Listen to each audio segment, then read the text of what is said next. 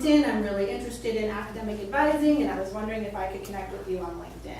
So that the person on the other end has some context. I don't know about you guys or experts, but I get requests from people who I don't really know. And I'm like, if they're not related to U of O, I'm like, well, I'm not sure why I would connect with you if I get this just generic, I'd like to add you as a professional connection.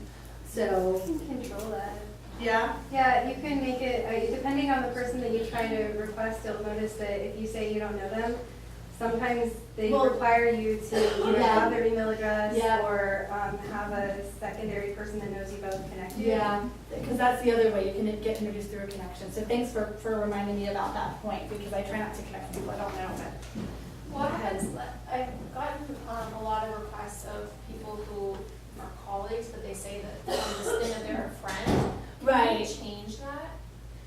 I mean, after the fact, so like I've connected with somebody who I have worked with, but it says that we're friends. Or does that even pop up? No, it doesn't. This is only for LinkedIn's purposes. This is LinkedIn's kind of screening tool. As she was pointing out, what was your name? Brandy. As Brandy was pointing out, if you don't know the person, LinkedIn kind of wants to go through an additional step, because I think LinkedIn doesn't want headhunters or other spammers just spamming people. Okay, So so this wouldn't be viewable on... No.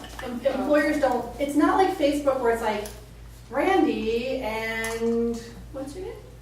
Catherine are friends. It doesn't say that. Okay. It just says that Brandy and Catherine are now connected. Okay. But it That's all. does, one thing to keep in mind is that when you receive an invitation, it does tell you so-and-so is inviting you to be part of his or her network. He or she has indicated that you're a friend or that you're a colleague, so when the invitation arrives, it does tell you whether you're one or the other. And you actually, when you go to your own connections, you can organize them into groups by that, and you can change it in there. Yeah. You look at your own connections. Yeah, so you don't have to say like, this is friends or colleagues. You can say, this is University of Oregon, this or that. I also want to point out to people network statistics, which in June's case are not going to be extremely robust, but for some of you are going to be better. So LinkedIn will tell you somewhere on this page where your connections are, like where your connections are located, and some statistics around that. I may have to just actually get into Profile? network statistics. Oh, there is an unexpected problem. It's about from completing your request. Oh, good. Maybe later it'll work and I can show you. But I know in my real life Christy Lodge profile, so it will tell me that I have something like 60% of my connections are in Portland, which makes a lot of sense since I connect with a lot of U of O folks and a lot of U of O folks wind up in Oregon. And it tells me that I think something like 40% of my connections are in sales and marketing. So that's really good to know if you're out and you're searching, knowing what industries are your connections in, because if you're thinking, well, okay, I want to go into planning, but I don't have any connections in that area, well, that makes it a little bit more challenging maybe. So you might want to start looking at connections for that area. So I want to let people know about those things. There's just a couple other things I'm going to talk about, and then I'm going to turn it back over to you guys. Groups.